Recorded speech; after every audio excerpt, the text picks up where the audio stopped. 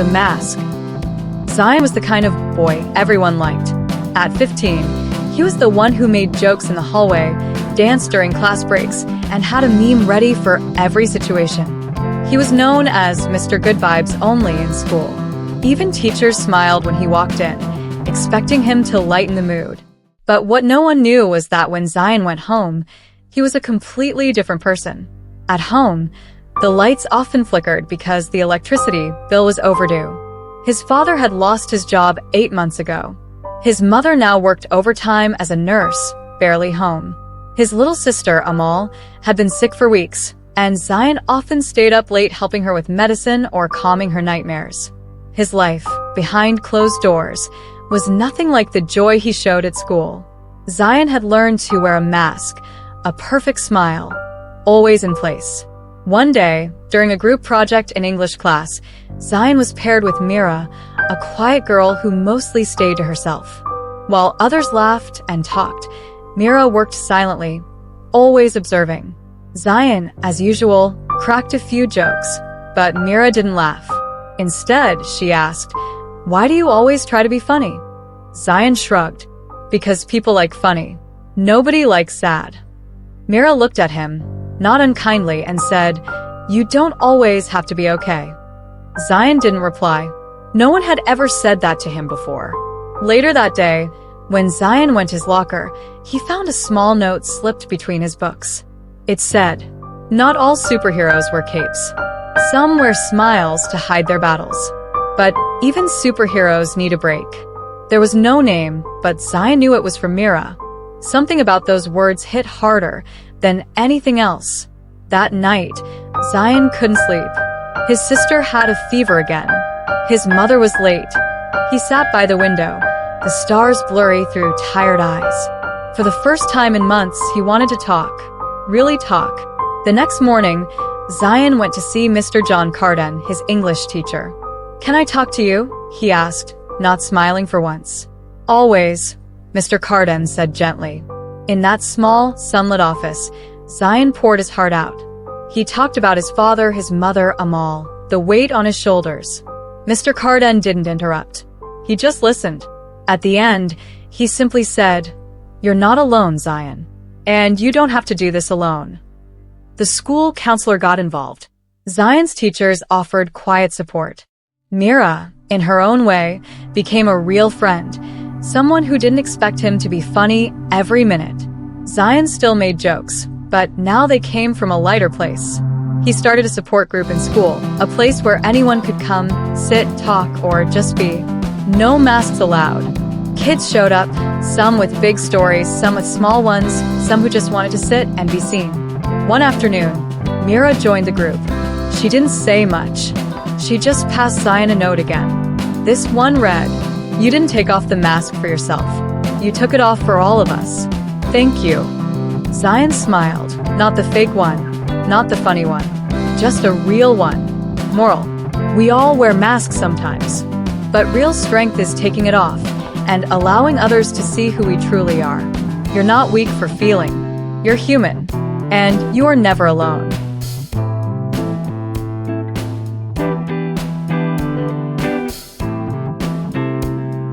The Magic Crayon.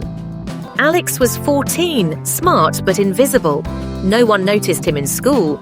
Not the teachers, not the students, not even the vending machine. He had one friend, Mira, the artsy girl with green eyes and wild ideas. One rainy afternoon, while cleaning out the school's dusty lost and found room during detention, thanks to a vending machine incident, Alex found something strange. A single red crayon in a black box with these words carved on it. "Draw your wish, but be wise." "Bet it's just a kid's crayon," Mira said, rolling her eyes. Alex shrugged and drew a sandwich on a napkin. Poof! A real, warm, perfect sandwich appeared in front of them. They both screamed. Next day, they tested it again.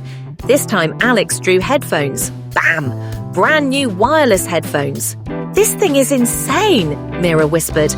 Alex kept it a secret, mostly. At first, Alex used the crayon for small stuff. Snacks, phone chargers, a jacket he saw online. Then he tried something bigger. He drew a picture of himself surrounded by people laughing, popular, confident, seen. The next day at school, everyone knew his name. Teachers praised him. Students invited him to sit with them. He even got a nickname, a Star Alex. But something was off. Mira wasn't talking to him anymore.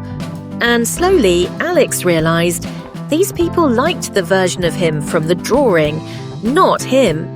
At lunch, he sat at a table full of people, but felt completely alone. So he went back to the crayon and drew himself back to normal. But nothing changed. The popularity stayed. In fact, his classmates started copying his style, his way of talking, like they couldn't stop. Worried, he ran to Mira's house. She opened the door with arms crossed. "You finally noticed? The crayon doesn't undo things, it only adds on. Every wish piles up." That night, they tested drawing something that could reverse it. A sketch of the crayon being locked in a glass box, buried under the school. When they placed the drawing next to the real crayon, it vanished. And with it, everything fake started fading. The attention stopped. The group chats went silent. The school forgot A-star Alex. He was invisible again, except to Mira. They sat on the school steps eating chips under the grey sky. "You okay with not being famous anymore?" she asked. "I'd rather be real and unseen than fake and adored," Alex replied.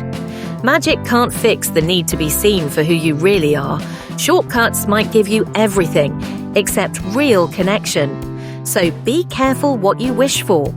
Question for comments. Would you use the magic crayon? What would you draw, and would it be worth it? Don't forget to like, subscribe, and share this with someone who dreams big, but stays real. Once there was a man who lived near the sea. He was a fisherman, honest and simple. Every day he went out in his small boat to catch fish. He lived in a tiny, broken hut with his wife.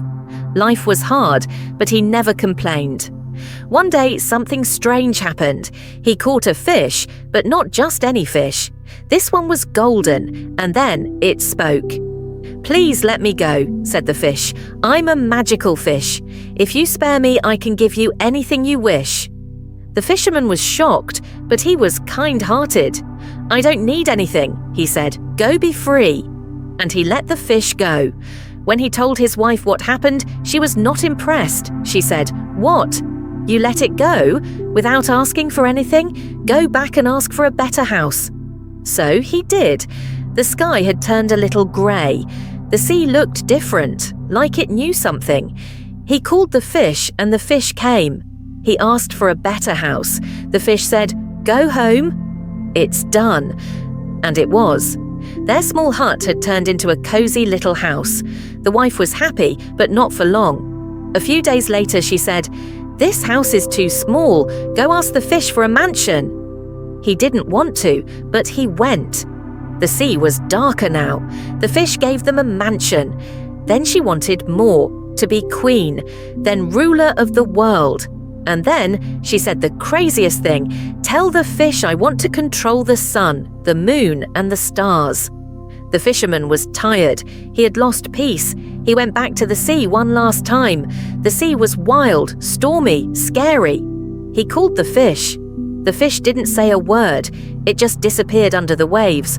When the fisherman came home, everything was gone. The house, the money, the clothes.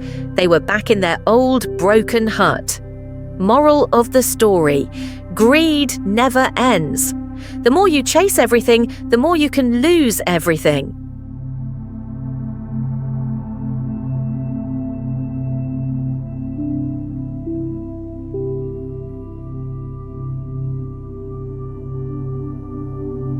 Why do some people go from zero to billionaire while others stay stuck?